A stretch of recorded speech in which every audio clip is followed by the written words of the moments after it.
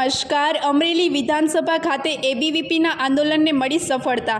નિયામક ગિરીશ ભીમાણી સાથે પોલીસ ફરિયાદ કરવાની માંગ સાથે એબીવીપી દ્વારા ધરણા પ્રદર્શન યોજાયું હતું. વિધાનસભા ટ્રસ્ટી મંડળની બેઠક બાદ એબીવીપી અને ટ્રસ્ટીના સભ્યો અમરેલી સિટી પોલીસ મથકે પહોંચ્યા. રાજસ્થાનના આબુ ખાતે વિદ્યાર્થીની સાથે થયેલા અડપલા મુદ્દે વિધાનસભા તરફથી પોલીસમાં અરજી કરવામાં આવી. આ મામલે ગિરીશ ભીમાણીને વિધાનસભા કોલેજની સમગ્ર જવાબદારીમાંથી મુક્ત કરવામાં આવ્યા.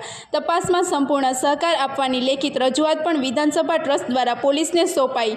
વધુ સમાચાર માટે જોડાયેલા રહો. RP Gujarat news, Rajkot. નમસ્કાર. ભીષ્મ વરાડ, અખિલ ભારતીય વિદ્યાર્થી પરિષદ ભાવનગર વિભાગ છે. હાલ આપણને ધ્યાનમાં છે એમ ગત રોજ 9 જાન્યુઆરીના રોજ જે શાંતાબેન હરિભાઈ ગજેરા કેમ્પસની BCA કોલેજનો જે શૈક્ષણિક પ્રવાસ આબુ ખાતે ગયેલો હતો, ત્યાં ડૉક્ટર ગિરીશ ભીમાણી એ સંસ્થાના એક નિયામક તરીકે ફરજ બજાવતા હતા.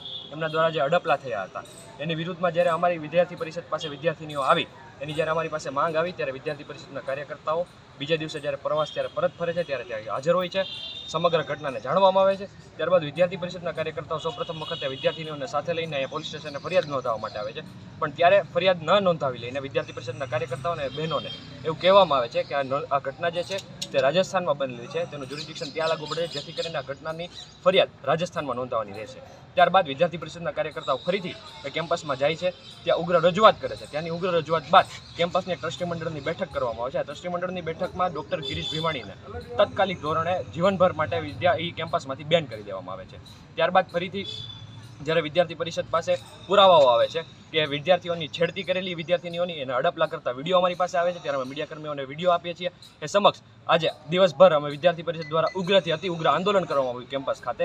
ત્યારે કેમ્પસમાં વિદ્યાર્થી પરિષદની સવારથી લઈને બે જ માંગ હતી કે આ કેમ્પસ આ જે સમગ્ર ઘટના છે તેને એક SITની ગઠન થાય, એ DYSP અથવા તો SP કક્ષાના અધિકારીઓ કેમ્પસમાં આવે, વિદ્યાર્થીનીઓની રજૂઆતને માને અને ટ્રસ્ટી મંડળ અથવા તો સંસ્થામાંથી જે કોઈ પણ સાથે ગયા હતા એ ફરિયાદી બને. આ વિદ્યાર્થી પરિષદની માંગ સ્વીકારવામાં આવી છે. આ વિદ્યાર્થી પરિષદની એક જીત છે.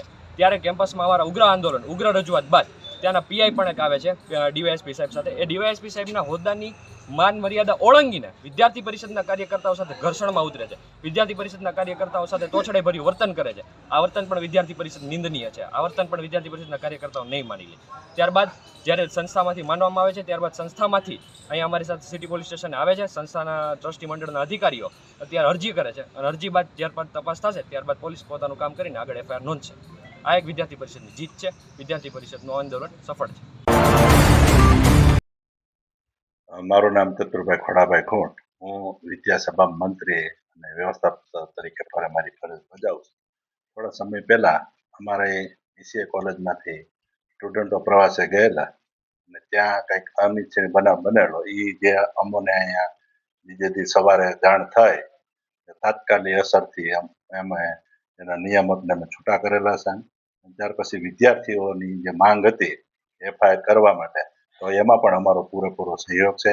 મેં અમારી FIR જે નોટિસ કાગળ જે આપવાનો હતી એનો પોલીસ ખાતે અમારી નકલ અમે આપી આવ્યા છે.